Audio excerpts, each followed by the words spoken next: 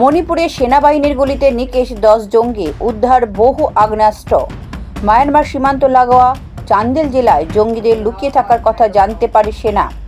তারপরেই ওই জেলার নিউ সামতাল গ্রামে শুরু হয় তল্লাশি অভিযান। সঙ্গে সঙ্গে জঙ্গিদের তরফে গুলি ছোঁড়া শুরু হয়। পাল্টা গুলি চালিয়ে 10 জঙ্গিকে নিকেশ করেন অসম রাইফেলসের সদস্যরা। তল্লাশি এবং জঙ্গি দমন এখনও চলছে বলে সেনার তরফে জানানো হয়েছে।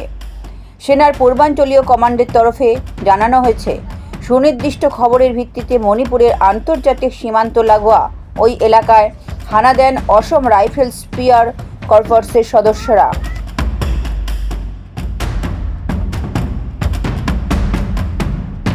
ব্যুরো রিপোর্ট, লটারি সংবাদ।